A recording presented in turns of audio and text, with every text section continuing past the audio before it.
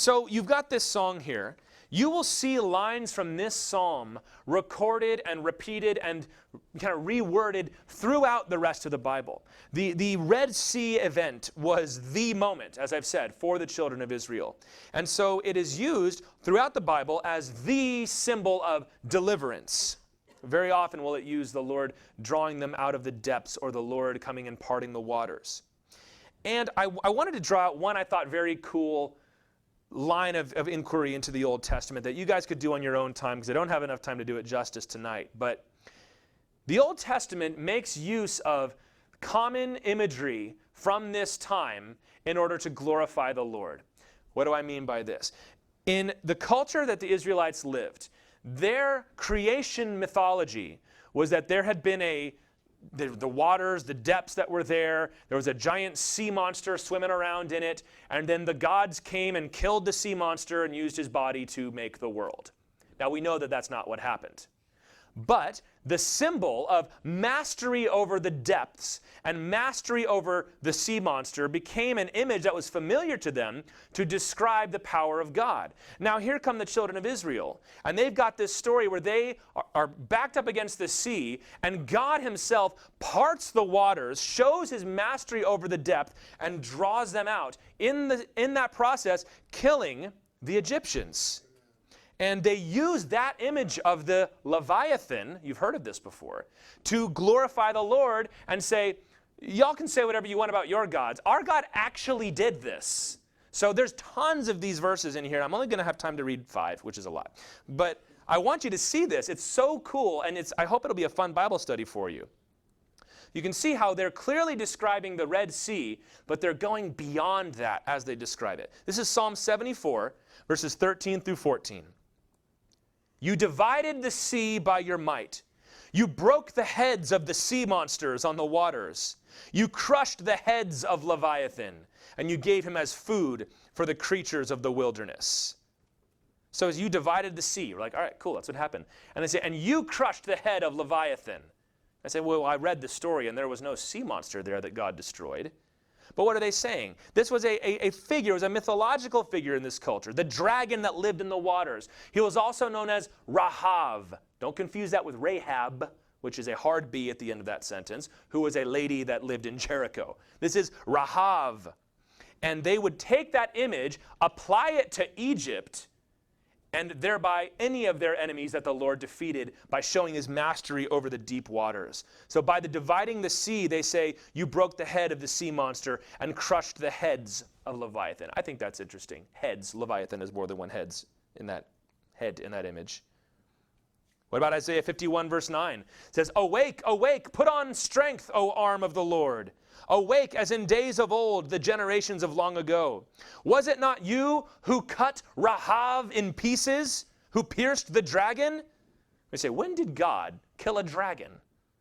Well, keep reading. Was it not you who dried up the sea, the waters of the great deep, who made the depths of the sea a way for the redeemed to pass over? So in that image, Rahav is Egypt. In fact, Isaiah 30 verse 7 explicitly connects Egypt with Rahav. So what are they saying? God showed his mastery over the sea, and the way that they poetically demonstrate that is by saying God killed the monster that lived in the sea. Isn't this cool? I think this is pretty cool. Not only that, they extend this imagery to creation as well, which again in this time period was pictured as slaying the great serpent. This is not the way that God actually did it. That's why we have Genesis chapter 1. The Lord said, all I had to do was speak, guys. It just came into existence, right? But when the poets get hold of this, they're going to attribute to the Lord that which the other nations have attributed to their false gods. Job 26, verses 12 through 13, which is before the book of Exodus, by the way. By his power, he stilled the sea. By his understanding, he shattered Rahav. By this wind the heavens were made fair. His hand pierced the fleeing serpent.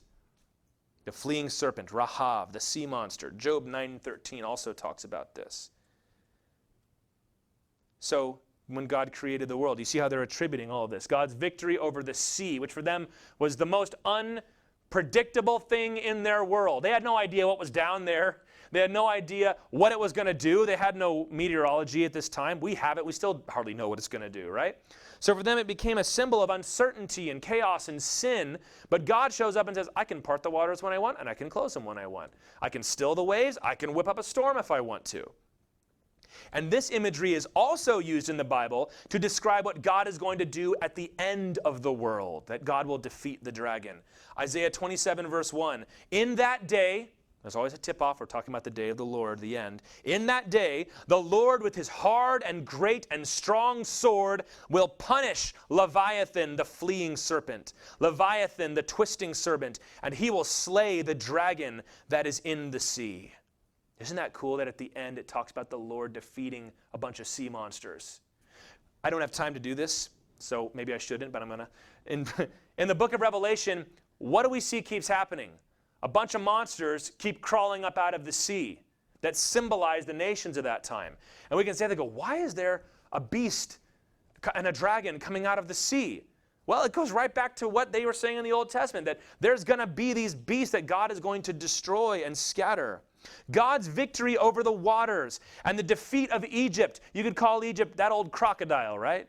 What lives in the Nile River? It's a gnarly, angry sea monster. It's a little one, right? But that was kind of the symbol of Egypt. And God establishes his power as creator, as the one that will judge the world, and as the victor over any enemy that wants to raise itself against God's people, symbolized by a sea monster. How cool is that? If you think the Bible's boring, you need to keep reading. That's why it says in verse 11, who is like you, O Lord, among the gods? False gods, and our God is the real deal. That's why I love that song that we sing, our God is greater, our God is stronger, our God is higher than any other. We're boasting in the Lord, right? So you can see how this Red Sea crossing, God chose to do it this way. Why? Well, because it's universally significant, right? God can part the waters. But it also was culturally significant. God is able to deliver his people through the one thing this generation had no control over. And in chased the most powerful nation in the world, and God swallowed him up in his depths. Our God is the one who rules over the raging waters and any monster that dares attack his people. One more, Psalm 89, verses 9 and 10. You rule the raging of the sea. When its waves rise, you still them. You crushed Rahav like a carcass. Psalms are intense, by the way. Can we just say that? You crushed Rahav like a carcass. You scattered your enemies with your mighty arm. And this built great faith in the people that these other nations are going to be defeated before the Lord. Because if God has mastery over the thing that we have no mastery over, then how much more are these nations that are just men? So I hope that y'all could maybe track this down. Just do a word study on the word Rahav, R-A-H-A-B. Make sure it's not Rahab, the lady from Jericho. That is the soft B with more of a V sound. And look up Leviathan. Look up the serpent, anywhere it talks about that. And just see all this imagery that's in the Bible that we can skip over. You know, and sometimes the footnote will just say it represents Egypt, but there's a whole depth, no pun intended, to that behind it. So this was huge for them. And that's why this song would be repeated and retooled and reused. So imagine the children of Israel marching through the wilderness in ranks, in military formation, singing this song, this anthem, this militant anthem on their lips, while the glory of the Lord goes before them in a pillar of cloud and a pillar of fire. It's an intimidating sight, isn't it? That's something that you miss, how militant this is. It's not just, oh, the poor slaves have been freed. Oh, they're not just freed. They're on the march, baby. The Lord is leading them to battle, to war. And there's no way they can lose because God is with them. Great psalm. Great line of study to do in your Bible. And I hope you can apply it to your life too. All the things that seem so chaotic and unpredictable and you have no idea what's going on in it. The Lord has control over all that.